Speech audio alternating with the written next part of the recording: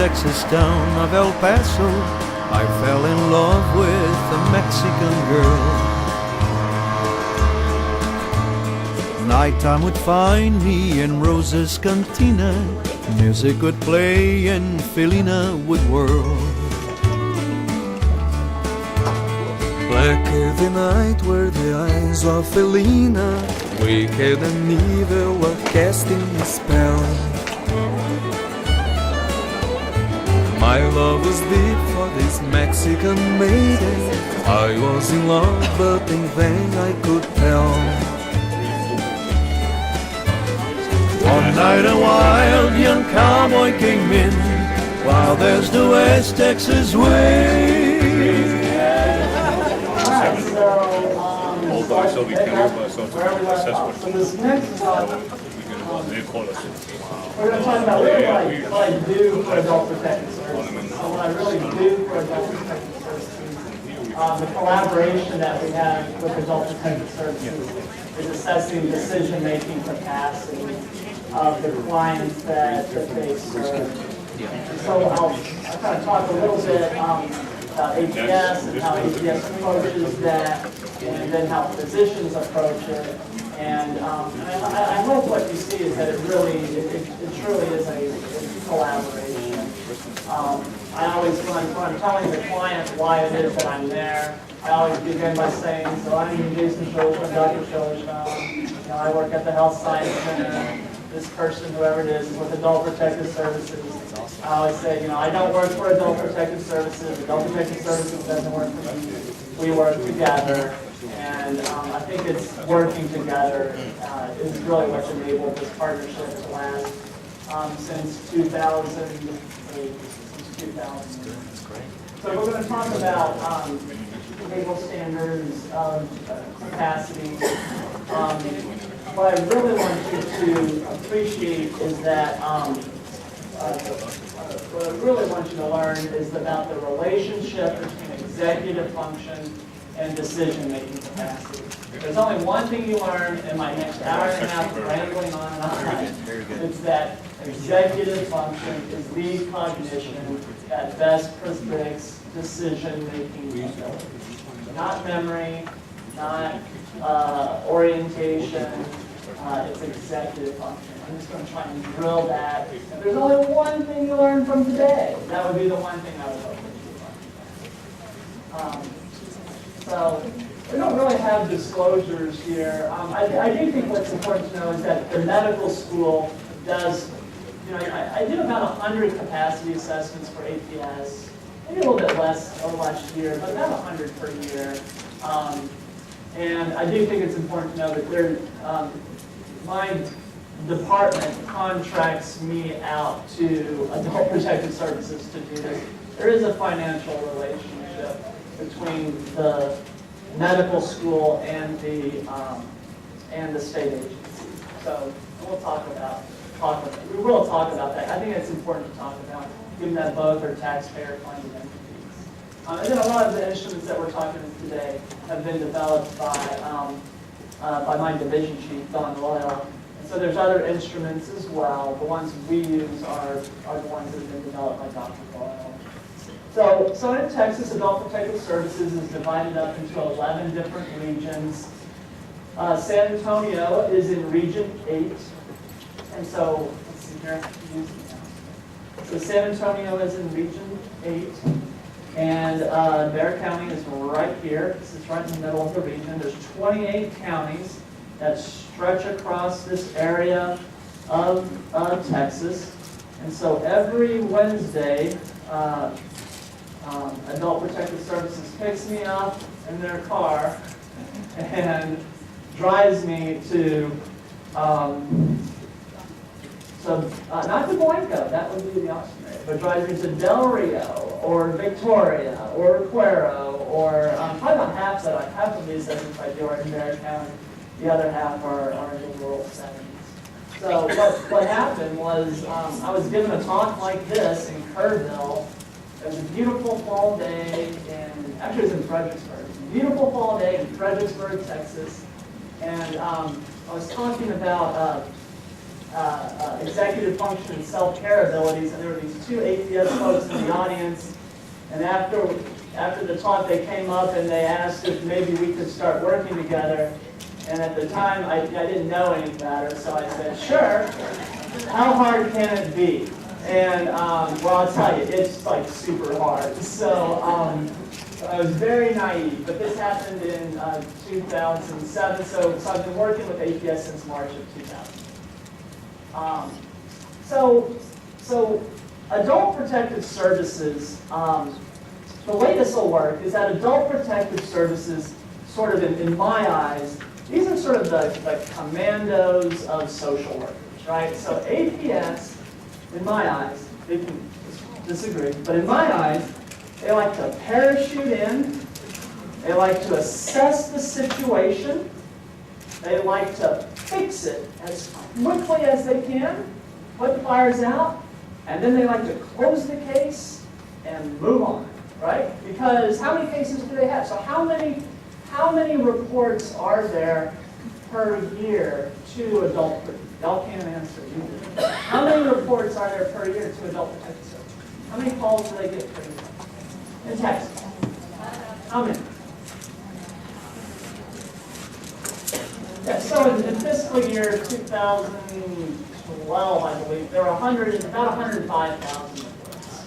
About 105,000 reports to adult protective services. They recently changed the way that that the reporting happens, and so those numbers have dropped as a function of change. But they get a lot of calls. I think that's what's important to know. They get a lot of calls. Probably the caseworkers that I work with, their average caseload, I believe in Region 8, the average caseload for a caseworker is 33 cases, is what their average caseload is. So what adult protective services will do is they will show up, they will assess the situation, and they're trying to think what services need to be in place so that this client can be safe, right? Can be safe. And what will happen though is that sometimes clients will refuse services. Sometimes they'll refuse services. And sometimes they just won't be able to utilize the services that adult protective services can offer, right? So for example, a client might not be taking their medications correctly. APS will go to the Walgreens, they will buy a pill box, they will teach the client how to use the pill box. But if an elder has dementia, they may not be able to learn how to use a medication box, for example. APS may show up, there may be a $1,000 water bill that's threatening to have their utilities cut off. They will pay the water bill when they close the case, move on. But again, if a person has dementia, then those bills start to stack up again, and APS kind of finds themselves in the same situation. So if adult protective services believes that a client may not have capacity, then they'll consult with, in this case, me, to do a decision-making capacity assessment. And so that's the service that I provide to APS. So what this allows for is if the client has capacity, then oftentimes they can just close the case, they have capacity, and move on. If the client doesn't have capacity, then this opens up a whole lot of work for APS cases. So when I'm doing these assessments, the question that I'm answering for adult protective services is, does the APS client have a psychiatry diagnosis? Do they have decision-making capacity? What level of care does this client need? Do they need a nursing home level of care, assisted living level of care? Do they need just provider services? Or do they need any care at all? So what level of care do they need? The next question I'm asked to answer is the situation so bad? Is the situation so bad that this elder needs to be emergently extracted from their home today, cleared in an emergency medicine setting, and then placed in a supervised setting, most commonly a nursing home setting, until the judicial system can sort out the need for guardianship? So does this elder, is there an imminent threat to this elder's health or safety that warrants them being emergently extracted, oftentimes against their will, and placed until the judicial system can sort everything out. And then what's happened lately is that I'm being asked to estimate how long they've been incapacitated for. And this is happening a lot more lately because of the region that I'm in. And so what's happening, so what's happened lately is that the Eagle Ford Shale has come about, right? And so there's all this oil drilling in Region 8. And so who is it that owns 200 acres of land in oil-rich property in Karnes County, right? It's not 30-year-olds, right? No, it's elders, right?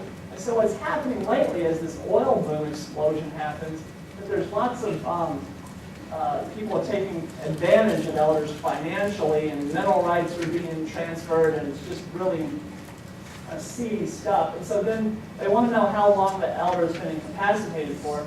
And if they were incapacitated at the time that they deeded these lands over to whoever it was, then that would render that contract invalid. So they're wanting to know that. So that's happening a lot more.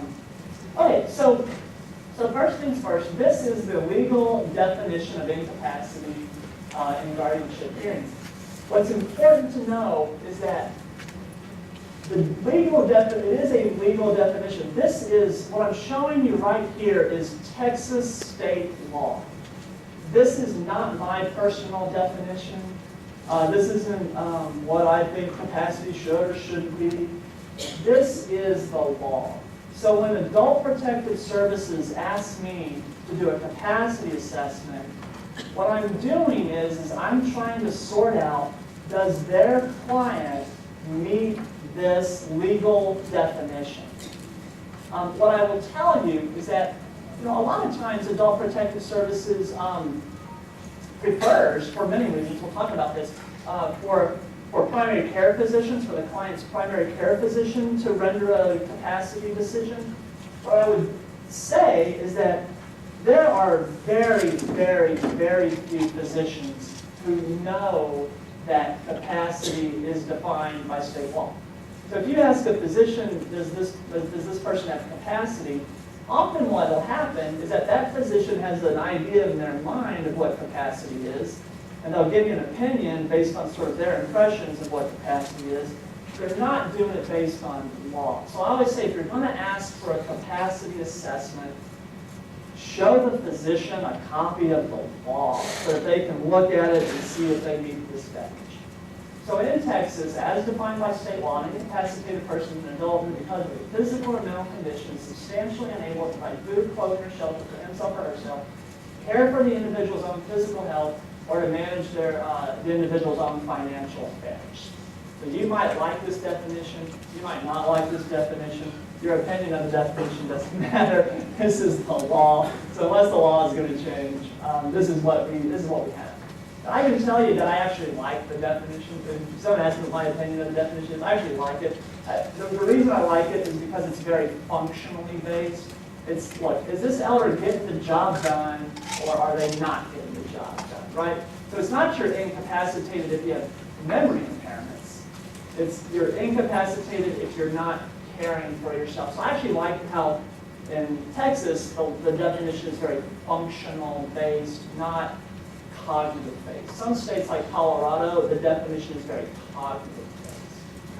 I always tell people that the most important words in the definition are the verbs, right? The verbs are the words to circle. So it's not do they have food, it's are they providing food. It's not do they have money, it's are they managing their money. Just like it's not do they have healthcare problems, it's are they caring for their healthcare problems, right? So the most important words, I think, in the definition are the verbs. Are they able to provide, to care, and to manage? Okay, so then you can imagine just sort of all the ethical, legal clinical issues to consider, and so we can talk about these. So the first question is who has the right to determine capacity? Like, who am I? Like, why me, right?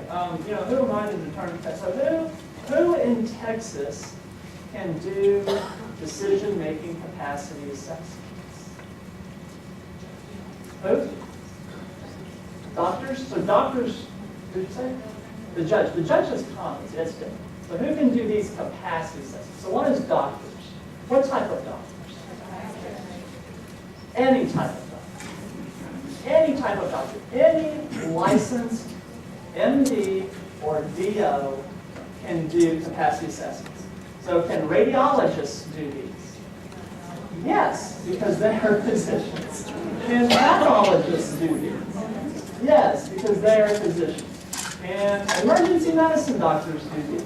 Yes. Can primary care doctors do these? Yes. Can psychiatrists do these? Yes. So any licensed physician can do these.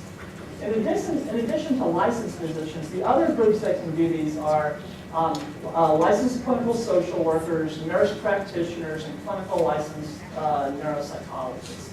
So these other groups can do them, and in our region, Adult Protective Services will use these other three professional groups in emergency situations, if an elder needs to be extracted. But they don't do them in terms of guardianship, because in Texas, if an elder is going to be referred on to guardianship, they must have a physician's assessment.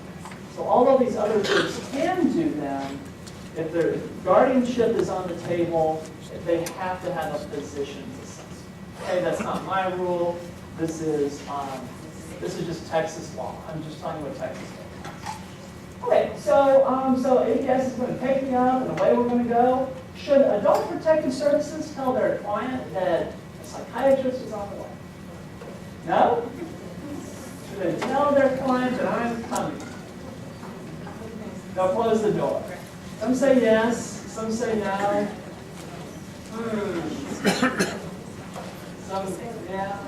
Yeah, so I always defer to Adult Protective Services. I always defer to Adult Protective Services. So APS knows their clients the best, right? APS knows their clients incredibly well.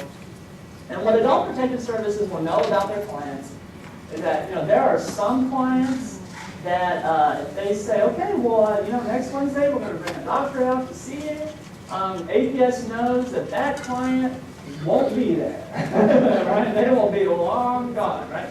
And then Adult Protective Services also knows that there's clients, or if they say that they're bringing a physician to talk with them, that client's going to wake up early that morning, they're going to do their hair, they're going to have coffee ready, they're going to, right? And so, you've seen this, right? Yeah. So I always defer to Adult Protective Services on whether or not they inform their client ahead of time. What I will say is that these assessments, I think, are expensive. These are expensive assessments. These are not cheap. So the contract, I'm always incredibly as transparent as I can be about the contract, because I work for a taxpayer agency, the UT, taxpayer-funded agency, with APS as a state. The rate is $300 an hour. Is what it is. That's what the University of Texas bills Adult Protective Services for my work. So if it's an in-county assessment, it's going to be 2 hours. It's going to be $600 for an in-county assessment.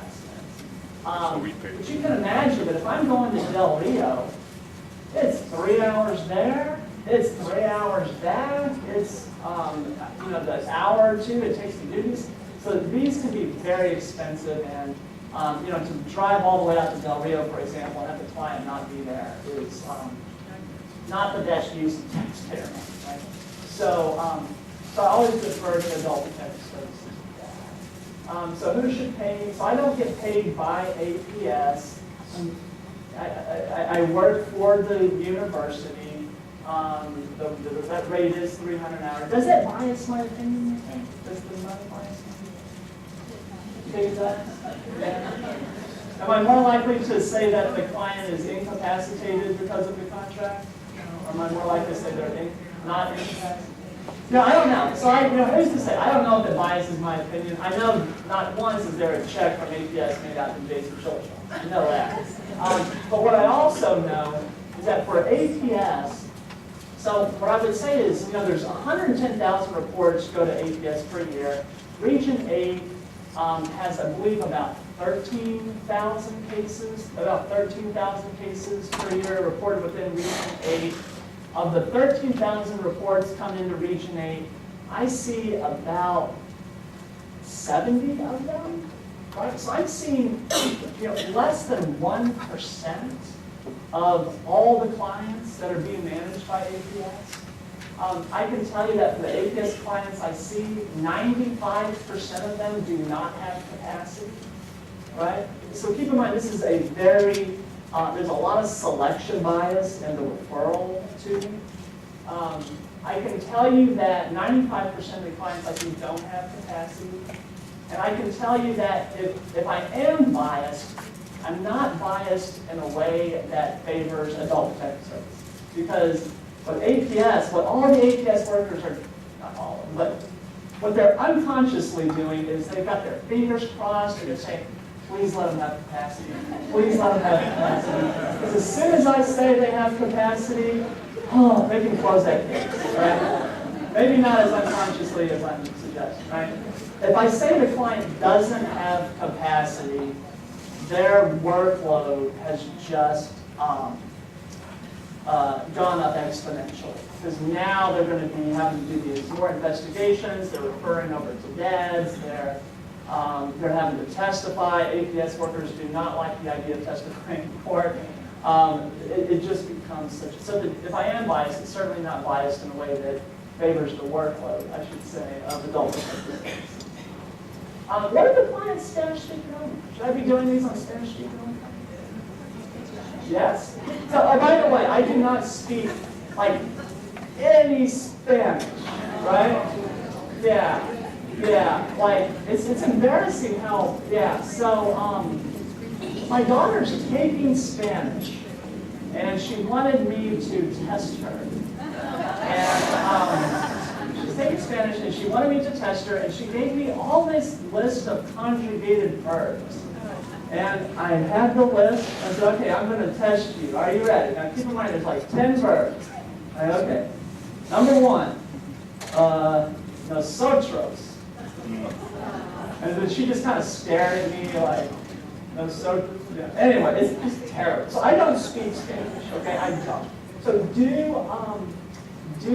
should I be doing this in Spanish? Huh? So maybe if there's a translator, an interpreter, maybe? What do you think? Definitely. Yeah, so I can tell you, ethically, this is where, without a doubt, this is where I am the most people. And so what I know is that I don't speak any Spanish. What I truly believe is that the clients should be assessed in their language of preference. I truly believe that.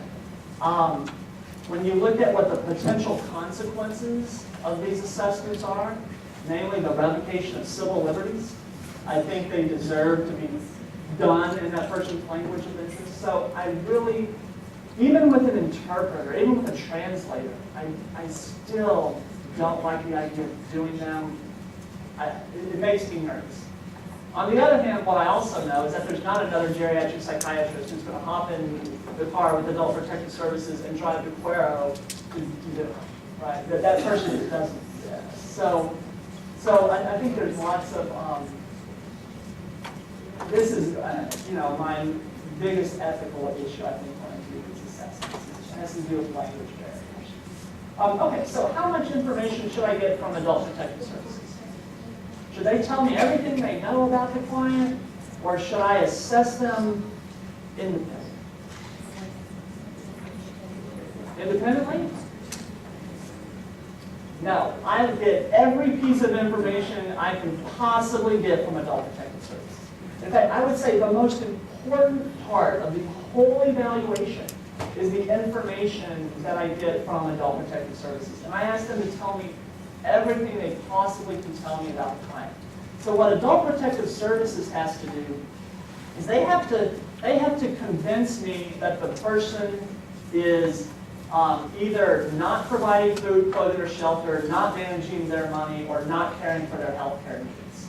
So they need to convince me that this person is not attending to these self-care activities.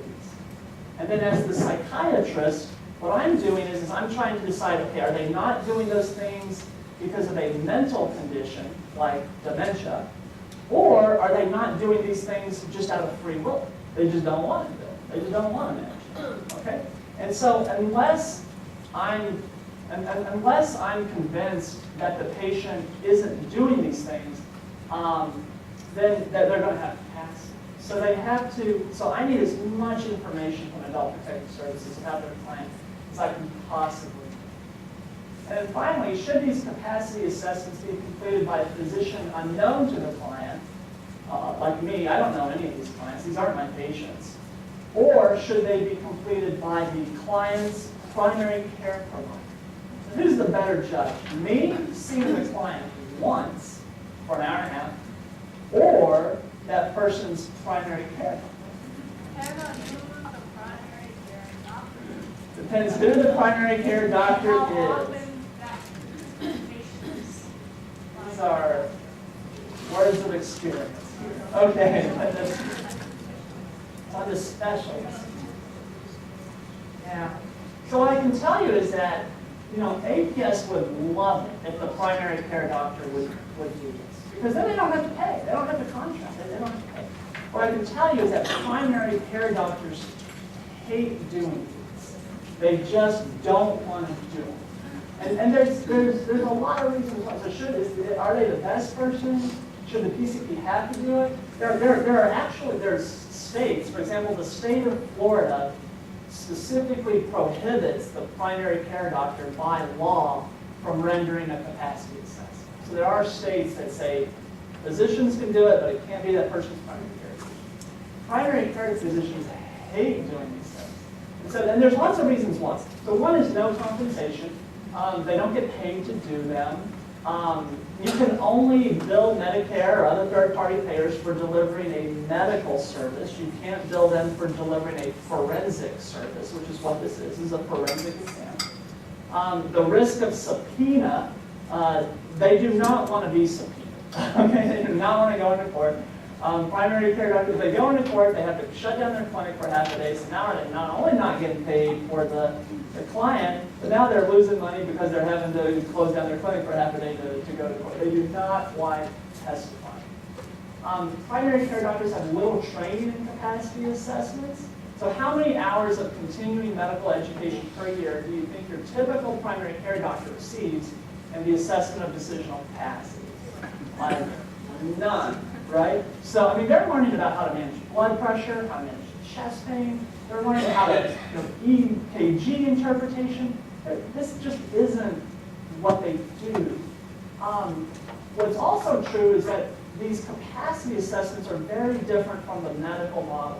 So the medical model of capacity, it's always very specific. There's one thing that the primary care doctors have to decide that they have capacity for. So it's, does this person have capacity to refuse dialysis? Or do they have capacity to refuse chemotherapy? Right? And so in the medical model of capacity, a person has to be able to communicate a choice. They have to have been informed of the procedure. They have to voice understanding of the risk, benefits, and alternatives to the procedure. And then they have to be able to give a logical reason for the decision that they're making. And this is really easy when it's one thing. Can they refuse dialysis?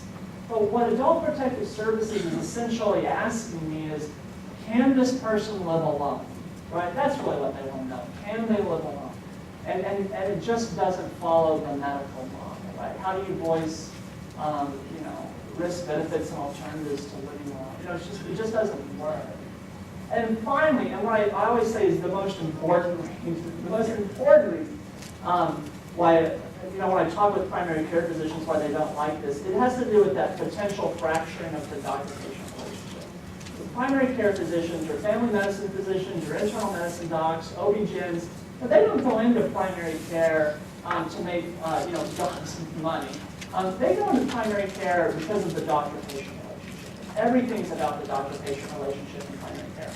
And whether it's true or not, as soon as capacity enters the picture, it can feel like you're no longer working with your patient. It can feel like now you're working against them. And they just don't like introducing an adversarial element into this capacity, into this doctor-patient relationship. So without a doubt, there's lots of reasons why they don't like to do it. I think the primary reason when I talk to primary care doctors, they just don't like that fracturing of the relationship. So then that's when Adult Protective Services calls me and away we go to do it. So we're going to start. So I thought we could just kind of work through a case here and see where this goes. So this is a typical case. 77-year-old Hispanic woman was referred to Adult Protective Services for neglect. Their home is filled with garbage. It smells like feces and urine. There's no electricity, no water, no phone.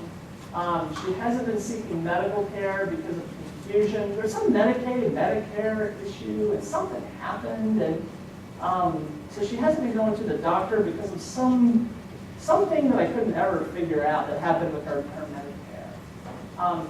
The sisters, the client's sisters, are very concerned about her and want her to move out of the home. They're saying, we just don't think it's safe for her to be in this home. She should move out of the home. And in fact, the sisters are saying that she can come live with them.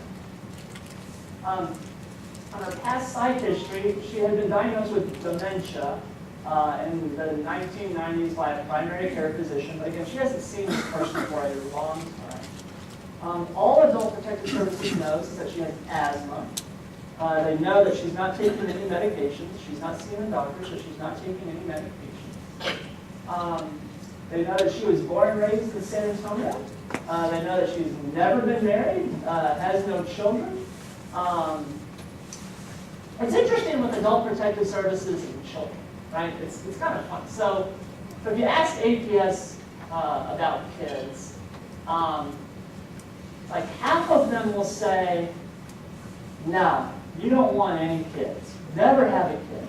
If you have a kid, they're going to take your money, they're going to put you in a nursing home, they're going to exploit you, you don't want any kids. And then the other half of APS will say, oh yeah, you want lots of kids. Because if you have lots of kids, when you're old, at least one of them will step up to the plate. And so it's kind of funny talking to APS about it. So I have 4 children, so it's too late for me. I picked my poison, but maybe for some kids, it's not so late. Okay, so she doesn't have any children, never married. She's a retired salesperson, retired from a department store there in San Antonio. She has a high school diploma, and there's no substance use. She's not drinking alcohol, or she doesn't smoke cigarettes, she doesn't do any drugs, so no substance use. So we pull up, so she lives on the west side of San Antonio. So I can just kind of walk through.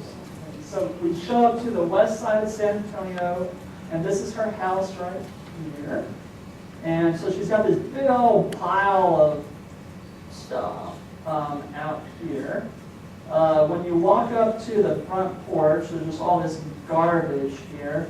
And you'll see all these, there's lots of bottles. You can't really see it, but there's like urine in a lot of these bottles. So remember, she doesn't have any water or sewage or anything like that. This is her water pipe, and the reason I'm showing it is, if you can look right here, there's a hole in the pipe, so this pipe is rusted through, so she doesn't have any water going into her home because of this rusted out water pipe. When you walk into the home, or I say when you open the door and look into the home, it's just piles and piles of garbage, right? It's just garbage up almost to the roof, just piles and piles of garbage. This is her bed, so this right here is her bed, and just piles and piles of garbage on the bed. So these are why the sisters are concerned, why APS is concerned as well. So, okay, so I've been in the car, and Adult Protective Services has given me all of this information, and we've shown up to the home, and we've seen the home, and what would you do?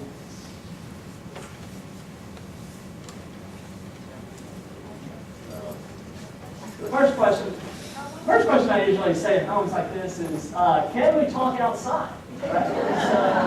And probably half of my assessments are on the front porch, thankfully, on the front porch. So So we're going to talk with her, right? So we're going to talk with her. So what are we going to do first? What's the first thing I have to do? You know? I have to give her the disclosure, right? So the first thing I have to do is disclose who I am and why I'm there. And so the disclosure goes something like this. Hello, I'm Jason Schillerstrom. I've already told you that I work at the Science Center. Here's APS. We work together. What I tell them is that Adult Protective Services has medical questions about their clients. They ask me to come help answer those questions. These are questions that they'll have about their clients' memory, decision-making abilities, problem-solving abilities, things like that. What's important to know is normally when you're talking with a doctor, it's private. But today it's not private. Today, the report I write will go to Adult Protective Services. So normally this is private, but today it is not. I make it very clear that this is not confidential. And after I've given all of this disclosure, what do most clients say? I'm done. They say, I'm done? No, they don't. That's what you would say, right? No, they say, Doc, I'm an open book. Ask me whatever you want, right? And that's what most of them say, right? And and that's when I know they probably don't have capacity. Because you're right, if I went to you and I told you this, you would say, okay, so you're a doctor, you're here with the state, you're not my doctor, and any information I give you is not going to be private? Yeah, I don't think so, right? You would tell me to go away, right? That's not what they do. They say, oh, sure, come on in. Okay, so the first thing we're going to do is I'm going to give the disclosure, and then we're going to talk with the client. So in this case, the client acknowledges that she hasn't had medical care for about 3 years because of this Medicaid Medicare thing. She says she would like a cleaner house, but she misplaced some savings bonds, and she doesn't want anybody doing anything to her house. So keep in mind, APS by now has offered these big home cleanings, all that kind of stuff. She's refused their services. She doesn't want anybody cleaning until those savings bonds are found. She agrees that the home is messy, but she does not identify any safety hazards. So yeah, it's messy, but it's not dangerous. She agrees she has no water. She says she has electricity, but we can look at the meter and see the meter's not spinning, and we know she doesn't have electricity. And then I always ask clients, I say, well, what is the best way that Adult Protective Services can help you? What can they do for you? And what she would like is there's this tree that's fallen over on the side of her house, and she would like, it's on the ground, it's not on the house, it's on the ground, and she would like for APS to, if they could just get that tree out of the yard, she would be happy. Okay, so she wants the tree gone. Okay. When I look at her, she's thin, she's frail, her clothes are just kind of covered in filth, she smells really bad. She has good evidence of undernourishment. She's very atrophied. She's easy to engage, though. She's forthright. Her speech is fine. Her mood, there's no mood disturbances. She doesn't seem depressed or manic. On her thought content is illogical, right? So she, especially discussing this Medicare thing, I still don't know what that was about. Her insight and judgment are poor. She can't identify any safety hazards. She can't develop any safety plans. And again, she says that her biggest concern is this tree that is fallen in the backyard. So what I want you to appreciate here is that she's up, she's talking, she is highly alert, and she is highly verbal. Okay? She can stay awake, and she can talk, right? And she's very happy. Okay, so there's some cultural considerations. So in Western culture, if you are alert and verbal, then you have capacity. And this goes back to the Greeks, right? This goes back to like Socrates, right? They wanted to know, ask Socrates if someone has capacity, and Socrates would say, well, they're awake and they can talk, so yeah, they must have capacity, right? So in Western culture, if you are alert and verbal, then you have capacity. And that's a cultural thing, okay? That's a cultural thing. But we have 2,500 years of neuroscience to inform us that there's more to having capacity than just being able to stay awake and talk, okay? Right? My 4-year-old can do that, right? Okay. So she's alert. The other issue to consider here is just sort of how much risk is society willing to tolerate? So whose job is it to decide how much risk society is willing to tolerate? Who? The judge. It's not my job, right? So when I go in there, I'm not saying, oh, this is completely unacceptable, you're a, whatever, that's not my job. That's the judge's job. The judge is the person who has to decide how much risk society is willing to tolerate. And here in Texas, we elect our own judges, right? We elect our judges.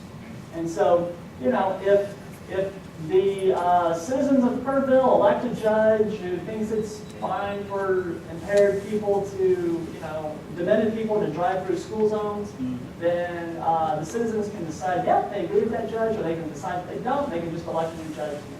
Right? That's how Texas works. So we have to be I have to be very careful about not just kind of putting my own opinions on the person and their situation, saying, well, I would never live like this. It's up to the judge to decide that, not me, not Adult Protective Services. And then finally, the last cultural consideration is just that their memory seems fine. This woman is not, her memory does seem fine. I asked her about things in the past, she tells me about things in the past, she's very alert, very verbal. And again, in Western culture, if your memory seems okay, then you must be okay, right? So there's nothing obvious about her memory.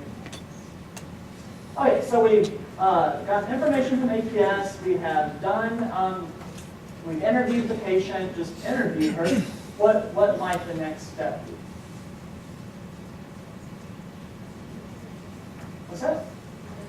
Mental assessment, like cognitive perhaps, right? So we can do like a cognitive functional assessment, right? We need to get a better sense of her cognitive abilities and her functional abilities. And so for functional abilities, when you look at the definition, providing food, clothing, or shelter, managing your finances, and caring for your healthcare needs. These are all instrumental activities that they are doing, right? These are IADLs. So it's not, can you walk, toilet yourself, groom yourself. Those are basic activities. For capacity, you become incapacitated when you start to have IADLs, instrumental activity daily-living disability. So how are we going to measure her function? What is the best way to assess her functional status? How do we do that? How do we decide if she can manage her life? Your environment. What's that? Her environment. So we can just kind of look around and sort of make a judgment call there, right? So if utilities have been disconnected time and time again, that would be, perhaps that would be it. How else can it be done? What's that? Some testing? Yeah. So there's really 4 ways to assess functional status. The first way is self-report. You just ask the client, right? Ma'am, can you drive? Yes, I can. Right? Can you manage your money? Right? So you can do self-report, right? So what's the problem with self-report? Lie. Man, lie. Whoa, hang on. Well, let's just say over-report. Okay, so what we know about in epidemiological samples, what we know is that elders will over-report their abilities relative to their actual abilities. So there's self-report. There's also caregiver report. So we could ask them. We could ask the sisters, right? So we can ask the sisters, can she manage her money? Can she drive? Can she cook? What's the problem with proxy reports? What's the problem there? Huh? They underestimate. Yeah. So in epidemiological samples, in proxy reports, what will happen is you'll get statements like, my mom can't do anything. I have to do everything. When in fact there may be things that can be done. So the idea of caregiver burden starts to influence the report. Okay? The other problem that's unique to Adult Protective Services is you'll get things like, oh yeah, my dad can manage his money just fine. He knew exactly what he was doing when he wrote me that check for $50,000. Right? So APS is like has a special issue perhaps with proxy reporting, right? So there's self-report, there's proxy report. You could just go live with a client and for a week to see what they can do. But we don't have time for that, so that's not good. And then the other way is that we can test them. And so we actually test their functional abilities. So when we're in the field, there's a money management tab. You know, they have to demonstrate to me, this whole packet that we have, they have to demonstrate to me how to read a bill, write a check, use a check register, read a check register. They have to demonstrate to me that they know what number to call in an emergency. And I always carry a phone book with me, and they have to demonstrate to me that they can use a phone book. So these are performance-based measures. There's also problems with performance-based measures in the sense that you do performance-based assessments, you're measuring what the client can do when they're told to do it, but you're not measuring what they actually do, right? So, you know, now I'm thinking of my 10-year-old son, who, if I'm standing in his room and I'm telling him to clean his room, and I'm saying, first, you're going to get all the clothes off the floor. Next, you're going to make your bed. Next, you're going to put your football back on the shelf. Right? So so I can tell him what to do, and he can do it, but he never cleans his room on his own, right? So, so there's an issue there. You said mental assessments and cognitive assessments. So then this sort of begs the question: what cognitions are essential to capacity, right? So there's lots of different cognitions. There's memory, math, language abilities, visual-spatial abilities. There's all these different cognitions. And again, there's only one thing we learn in this segment. I hope it's that executive function is the cognition that best predicts decision-making capacity and self-care. And we're going to talk quite a bit about that. So again, executive function, kind of going back, tying this in with the first hour, that set of processes that allow you to act independent of the environment instead of having your behaviors mediated by the environment. And again, when executive processes deteriorate, people become dependent on habits and routines. This is very important in adult protective services, because what will happen is we'll go see a client, and they may be living in squalor. And what will happen is you know, APS will say, well, you know what, I've talked to the family, and they tell me that this is just how this person lives. This is how they've always lived. They've always been like this, right? They've always lived like this. So what I'm having to decide is, are they now living this way because they choose to live this way, or are they living this way because they've lost the choice to live any other way, and they can only live this way because these are the habits and the routines that they have. Does that make sense? So it's very difficult. Right? This is a very difficult thing to try and sort out. So they have to be choosing to live this way, not just living this way because that's just what they've always done. It has to be a choice. Okay, so just to kind of talk a little bit about executive function, there's different screens that we'll do. And so this becomes the audience participation part of the program, right? So, so let's see here. The blue shirt right there. No, don't look behind. Yeah, yes. Yes. Can you tell me your name? Ah, yeah, you can make up a name. That's fine. Yeah. So, can you pass this back? Okay. So we're going to test your executive function. Okay. Are you ready? This is going to be good. Are you ready? Okay. Here we go. I'm going to test your executive function. Here we go. And everybody's looking. We're all curious about does she have executive function? Well, I don't know. That's fine. So I'm going to say some numbers and letters for you like this. 1A, 2B, 3, what would come next? 3C, that's right. 1A, 2B, 3C. Good. Now I want you to do the same. Start with the number 1 and just keep going until I say so. Okay. 1A, 2B, 3C, 4D, 5E. Good, stop. That was perfect. That was the best it's ever been done. Right there. Okay, good job. Congratulations. That was the So you can pass the microphone back. You're done. That was easy, right? How hard is that? So how, let me ask you, how old were you when you learned to count to 10? Probably, so she said 5. She guessed 5. I don't think you were 5. You were probably 3. I mean, I bet, depends on where you're from, perhaps, but I would bet you were, I would bet you were about 3 years old. So we learned to count to 10 at about the age of 3. Those of you that have young children know that they start to learn to count to 10 at the age of 3. And so counting to 10, we learn to count to 10 before we even know what it means to be a number, right? We don't. So you can take a 3-year-old and you can ask them to count to 10, and they'll go 1, 2, 3, 4, 5, 6, 7, 8, 9, 10.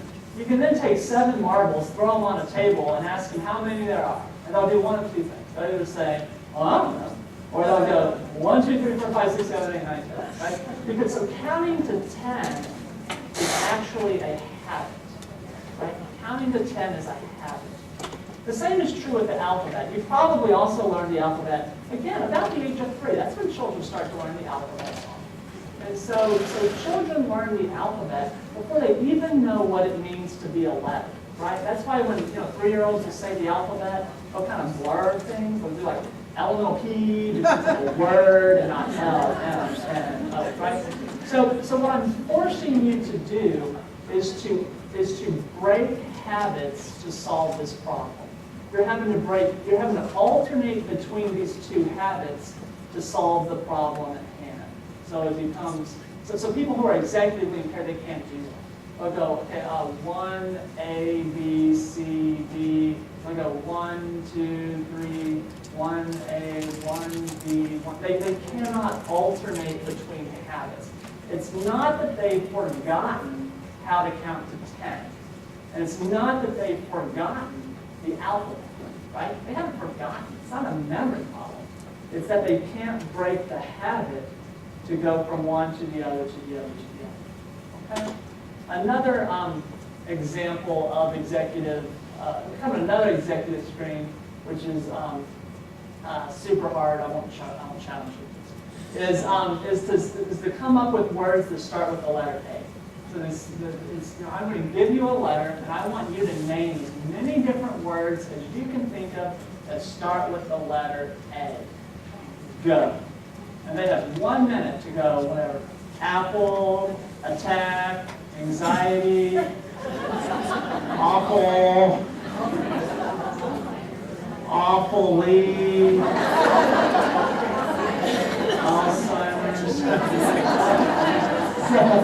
Oh, remember that. That's good. Which it sounds very easy, but I promise you, if I put one of you on the spot right now to do this task, it's actually, it sounds easy, it becomes hard really quick, right? So again, kind of breaking that habit. The next task, what we'll do is a group. Okay, so this next task, we are going to do this as a group. I've never done this. Usually I take some poor person in the audience, some poor unfortunate volunteer gets stuck with this one. And but I thought, maybe let's just see how the group does it. So this is the group. So what I want the group to do when I say go, is y'all are going to tell me what the color of these blocks are. And you're going to start here with the green square. You're going to say green, red, blue. So there's only green, there's only red, there's only blue. There's not, forest green. Just green, red, and blue. Okay? And what I want you to do as a group, when I say go, you're going to start here. I want the group to go as fast as they can from here all the way across, back down here, and then all the way across. As fast as you can as a group. Shout out the color of the square. Go. Green, red, blue, red, that was good. I can hear that. That was good. All right. Now what I want you to do is just read the word to me. You're going to read the word. So now you're just going to say red, blue, green, red. And again, you're going to start here, and you're going to go as fast as you can, and you're going to stop here. Got it? As fast as you can, starting with red. Go. Wow, that was faster. I think y'all were faster, right? That was awesome. That was, and I could hear you. That was the best that's ever been done. That was fantastic. Okay.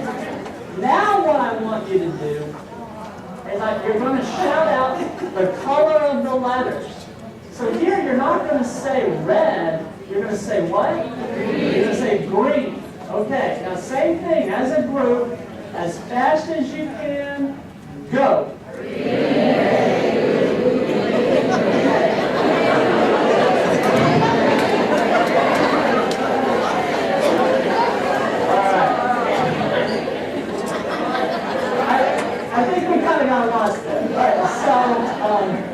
That's hard, right? Yeah, that's hard.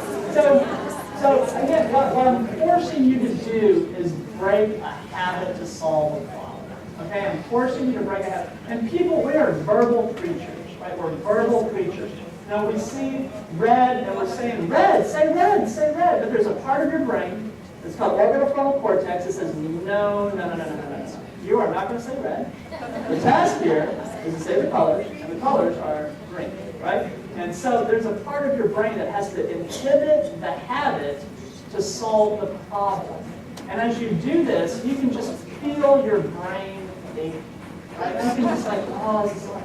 So the same part of your brain that allows you to do this task is also the same part of your brain that allows you to keep your poker face, right? It's what allows you to keep your poker face, right? So you can imagine that, you know, you're driving down I-10 and a state trooper pulls you over and you were going whatever, maybe you haven't left the city, maybe 65 into 60, I don't know what speed limits are here, say 65 into 60, and you're being given a ticket, and there's a part of you that wants to say, yeah, I was only going 5 miles over the limit. I've been passed by people going twice as fast as I've been going. I'm on my way to see an elder in neglect, and this just isn't fair, right? And you just kind of, there's a part of your brain that wants to rage, right? But then there's the part of your brain that kicks in and says, hang on now, this is not the time for that. So the orbitofrontal cortex kicks in and says, no, no, no, no, no, no, no. We are not going to do that. We are going to say, hello, officer. How are you doing? Here's my license and my registration. I hope you're having a good day. This is what it is. So you keep your poker face, right? You don't just like wear your emotions on your sleeve.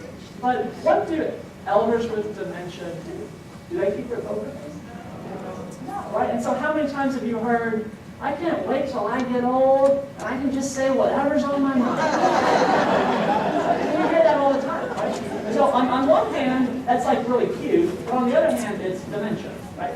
So what I want is for you to, I want you to feel what executive, this is how we test for executive function.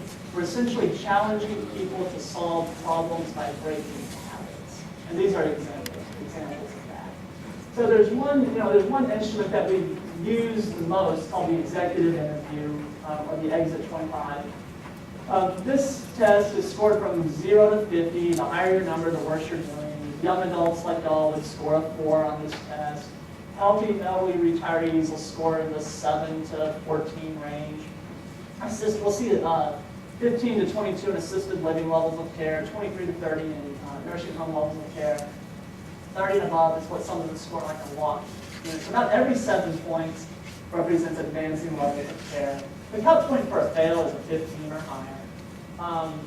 So when my oldest daughter was 4, she got a 24 on the exit. She scored a 24. She scored a 24 when she was 4 years old.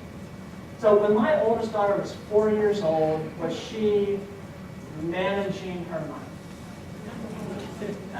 Was she managing medications? She had a flu or something. Was she bathing herself?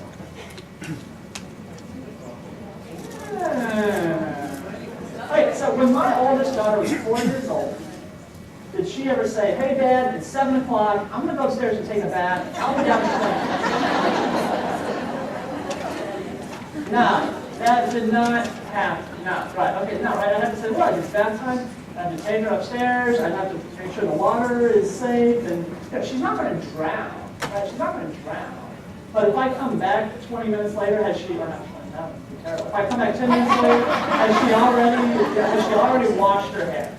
No, I say, what are you going to do in 5 minutes? Then I have like double wash her hair, right? So there's a difference between being able to be in a bathtub versus bathing yourself, right? She can be in the bathtub, but she can't bathe herself. She can button buttons and zip zippers, but she can't dress herself either, right? She needs like, you're not going to wear that today. Okay. And on a Saturday, she'd never get dressed at all, right? She just might or something. So when my oldest daughter was 4 years old, she required assistance with both instrumental and basic activities of daily living. You agree? Okay. So what that means then is that when my oldest daughter was 4 years old, she required a nursing home level of care. You agree? Right? So me and my wife are providing her with a nursing home level of care in the home. Right? That's what we're doing. Okay. So when my oldest daughter was 4 years old, how was her memory? Right? The memory of 4-year-olds is outstanding. Like they can learn new languages. If I had been taught Spanish when I was 4, I would be fluent now, right? Okay. So the memories of children are outstanding.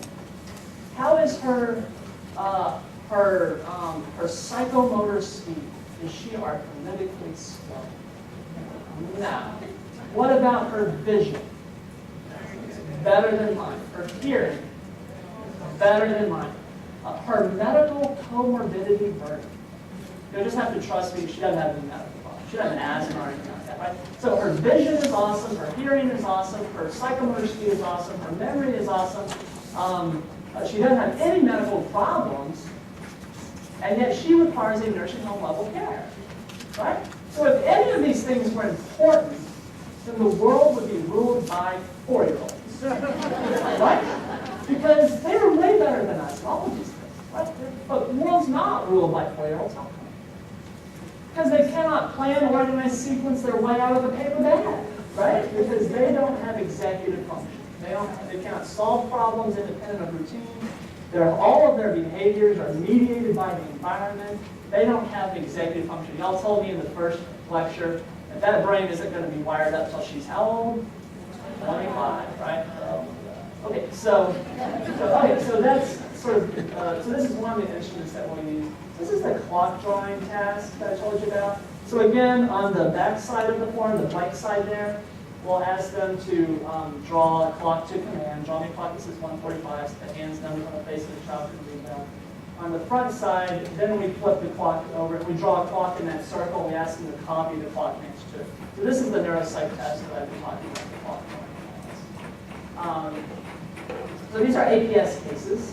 So this is the clock of a 64-year-old person seen for adult protective services. What I want you to see here is that if those of you familiar with the mini-mental know it's scored from 0 to 30, and 30 is a perfect score. Cut point for a fail on the mini-mental is a 24 below. The person who drew this clock easily passes the mini-mental. They know they're oriented. They can remember words. They have good recall memory. They can spell well backwards. They can do all that stuff. They pass the mini-mental, and yet they draw this clock here. They fail this clock drawing task. How come they drew the clock in the bottom right corner? Yeah, that's right. So what you can see, if I go back, what you can see is that when you flip this page over, this big dark circle bleeds through, right? It bleeds through. And so then, when they're drawing their, and you can kind of see how it's bled through here, right? You can kind of see it. So what happens is that, again, they become attracted to the strongest stimulus in the field, and they see this bleeding through circle, and it just attracts them. So that's actually a neuropsych example of them being stimulus bound. Here, the spacing's not intact, so they went 1, 2, 3, 4, 5. Oh no, I made a mistake. Then they start at 6, but then they make the same mistake again. Right? So you can see how the spacing, they're not planning, right?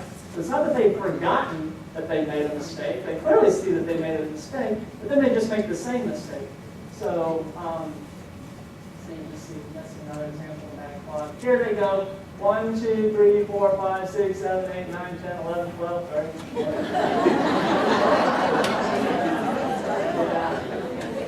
So again, executive function is your ability to plan, organize, sequence, monitor, and stop complex build-up behaviors.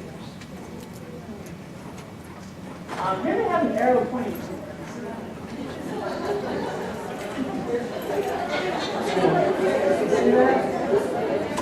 Yeah, lots of arrows. This one's pointing inward.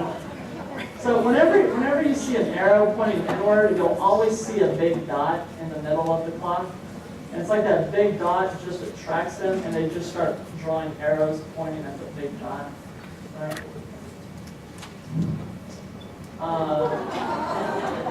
You like that? Yeah. Yeah. So the instructions are: I want you to draw a clock that says 1:45. Set the hands and numbers on the face so that a child could read them.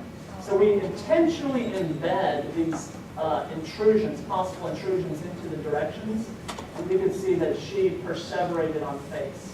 What you also see is that she scores a perfect score on the mini-mental, a 30 out of 30, and you can see that she scores 2 points worse than my 4-year-old daughter did on the exit. And she draws that clock. Her memory is fine. Her orientation is fine. She can tell you who the president is. It does. All right. So,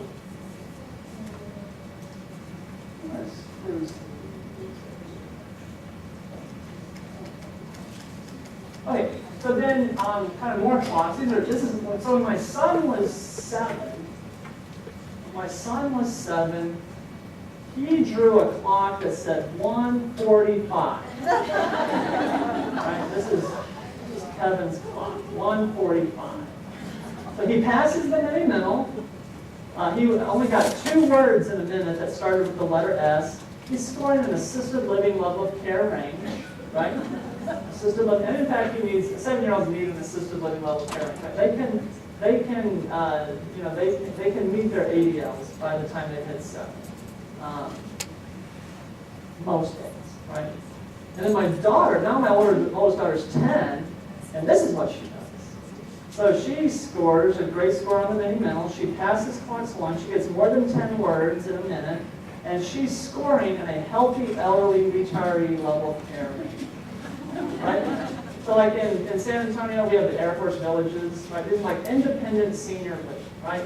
So the truth is that my daughter, at the age of 10, would do wonderful in independent senior living, right? So she had her own apartment. Right? She had her own apartment that had weekly housekeeping and communal meals, and transportation was provided, and laundry was the laundry was done, right? She would be fine. Right? She would be. And so you can just start to see how, these cognitions are starting to wire. Let's skip that. So when people become executively impaired, what's important to know is that when people start to lose executive function, they start to lose self-care ability in multiple domains, which is in contrast to what the legal system and what society wants, right? People like the idea that you might not have capacity for one thing, but you have capacity for other things, right? That's what we like that idea. That sounds good, right? But the truth is, clinically, that's not what we see. What we see clinically is when people start to lose capacity for one thing, they start to lose ability for all things. So in my clinic, how often do you think I say, I don't think you should cook anymore, but it's still okay to babysit your grandchildren? These are like words I've never said, right? I don't think that you have the cognition to manage your finances anymore, but driving is still okay. These are words I never say, right? So when people start to lose level of function in one domain, they start to lose it across all domains, and what protects them in these different domains is how strong their habits and routines are to allow them to not go astray. Right? Okay, so kind of going back to our kind of APS story. So this is the battery that we do for these assessments. We do the memory impairment screen, the mini-mental, we do the exit and the clock drawing task. We always screen for depression because we don't want to miss that. So going back to our case then, that original case, this lady was not depressed. Just she doesn't score near enough depression symptoms on the GBS, and she's not depressed. Her memory on the memory impairment screen is very good. She gets a 7 out of 8, almost perfect score. She gets a 27 out of 30 on the mini-mental. Again, it's easily a pass. She fails the clock drawing task, and she gets the same score on the exit as my 4-year-old did. And in fact, if I left my 4-year-old in a house for a year, that's probably what it would be. So when we look at kind of just APS data, of the clients that I can see, what I want you to, I don't want to drown you in statistics here, but what I want you to see is that of the clients that I see, 51% of the clients that I see fail the mini-mental, which means that 49% of the clients that I see pass it, right? Half of the clients that I see, the worst of the worst that APS is sending to me, half of them pass the mini-mental. But when you look at the exit, the executive measures, now you see 90% of them are failing these executive measures, right? So the clients that I see, clearly executive function is what's contributing to their decisional capacity. We'll also do these functional status testing with them. And again, when you look at what best predicts money management, it's the executive function is the only, I don't want to drag you through statistics here, but just know that executive function is the only cognitive measure that independently predicts my APS client's ability to manage their money. And the executive measure clearly predicts more variance than memory for their ability to use it, for demonstrating the ability to use a telephone. So executive function, executive function, executive function is what is predicting functional decline and loss of capacities. So then our recommendations to adult protective services are that she has mild memory impairments but severe executive deficits. The differential diagnosis is vascular dementia. She doesn't have Alzheimer's disease. Her memory's not nearly bad enough for Alzheimer's. Because of the cognitive impairments associated with the dementia, she's not able to provide food, clothing, or shelter, manage her medical needs, therefore she does not have decision-making capacity. And then I also stated for her that her current physical condition, her lived environment, she's undernourished, she's got feces all over her body and her clothes. Her home is a public health threat. So she's the type of client that I recommend for an emergency removal. And so those are the recommendations for her. And then, for how long have they been incapacitated? For her, I didn't have to do this. For a lot, we base this on their cognitive performance. So the easiest is when they have Alzheimer's disease. So Alzheimer's patients lose about 3 mini-mental points per year. So if the cut point for a fail on a mini-mental is 24, and I do a mini-mental and it's 18, that means they've lost 6 points from the passing mark, 3 points per year. They've been incapacitated for at least 2 years. So we can estimate how long they've been incapacitated for based on their performance on the measures.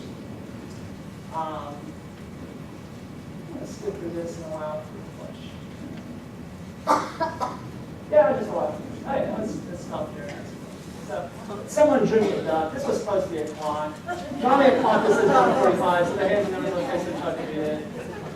And they drew a duck. It was, I thought it was awesome.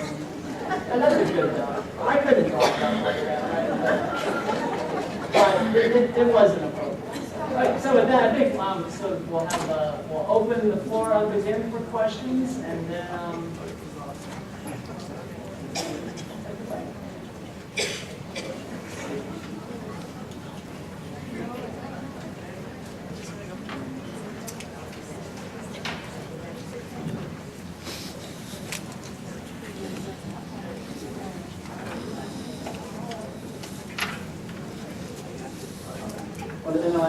NLS means are otherwise specified, which means we don't have enough to specifically, we don't have enough information to specifically call the diagnosis, but it's in the dementia spectrum or the bipolar spectrum. But we don't have enough to say. These are done in the field of county. Any questions? Yes, regarding the fees that you charge, that most physicians around here will charge around the $300, when it's somebody with APS who pays for that. So who pays for it? Adult Protective Services pays for Okay. it. The state of Texas. So APS has a budget. Each director is charged with deciding, with lots of input from others, deciding how the budget is allocated. And so it comes out of the APS taxpayer budget. So if a local company fills out that paperwork, they can bill No, they can't. Well, no, because they're not, because they've established this doctor-patient relationship. They've established the doctor-patient relationship. They can bill, so they can bill APS for like completing a form. So a lot of times they might have fees for that kind of thing, for filling out forms. But it gets really sticky really quickly. Well, we have a website which you can go to, efps.state.dx.us, and talk about contracting with the state. And that's what we do. We put out either provider enrollment or other contracting opportunities. And people can enroll and they renew for a couple of years. Any other questions? I did want to point out. I did want to point out that in El Paso, we are considered one of the smallest regions because we are a little isolated out here. And you saw we have 18,000 square miles. Most of the population, of course, is right here. And a lot of our issues here in El Paso deal with border issues and some other things. So our issues are a little different than San Antonio's. And what we pay for psychiatric evaluation, certified medical exam, may differ. And of course, we do also try to get the primary care physician face the challenges, just as you pointed out, that they don't want to give us that assessment, but sometimes they do. And we also use UBH occasionally to do that for us if they're inpatient at the time. We have a case on them. There was a question over here.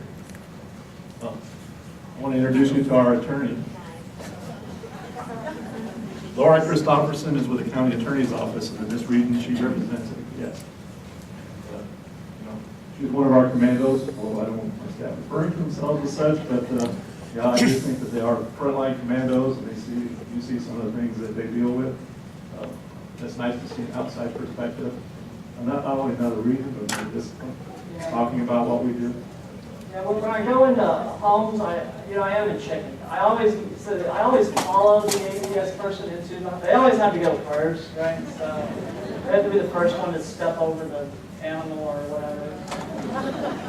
I'm not nearly as brave as How can you share with us the calculations to determine how long the patient has been incapacitated? Is that a well-accepted formula? Or would you repeat that? Yeah, I mean, this is established in the literature. They have, for the capacity assessments,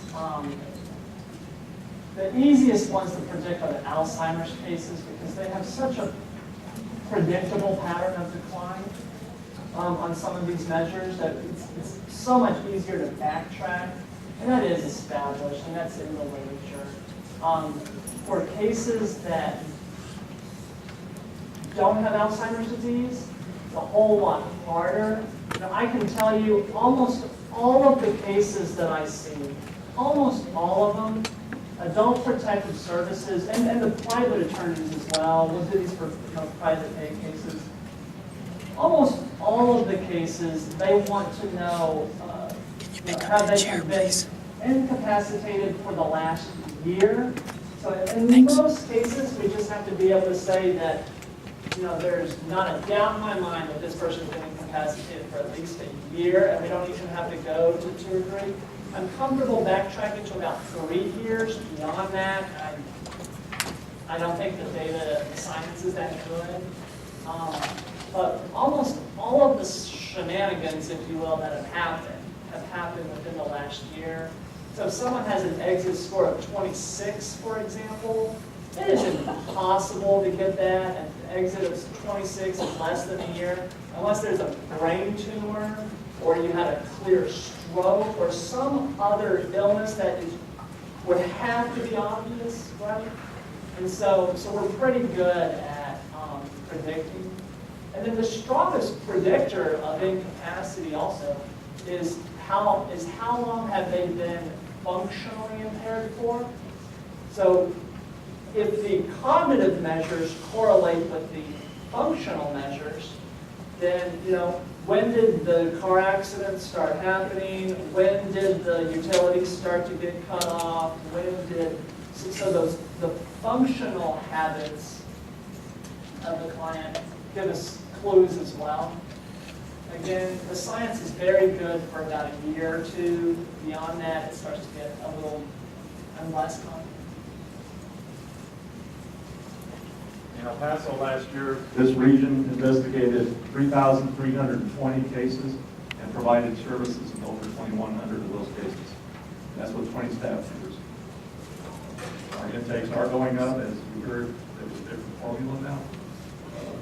There's some intakes we have to be substantially impaired, so and some of the suicidal ideations, they now go directly to law enforcement, make a referral from our statewide intake, or they do a warrant transfer to the local law enforcement. We contact 911, so those are some of the cases that we don't immediately respond to. So that's why there's a slight decrease in our numbers, but with our aging population, we anticipate all those numbers going up.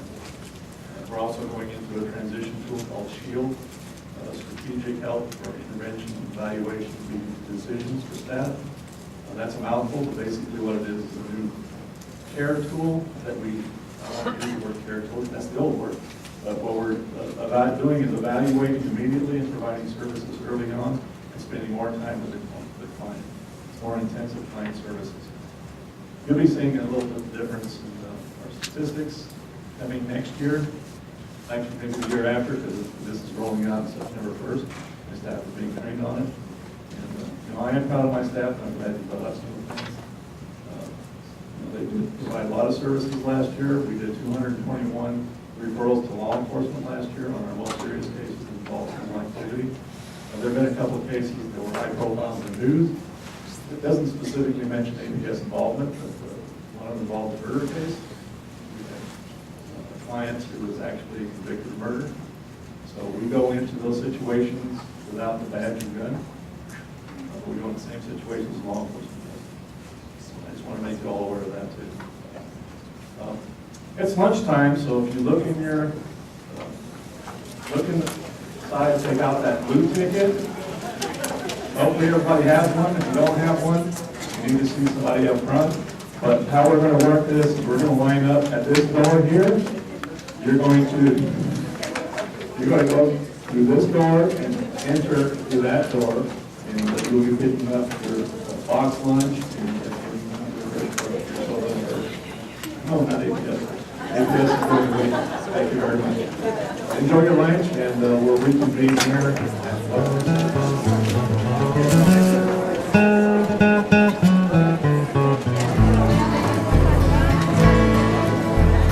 Out in the West Texas town of El Paso, I fell in love with a Mexican girl. Nighttime would find me in Rose's Cantina. Music would play and Felina would whirl.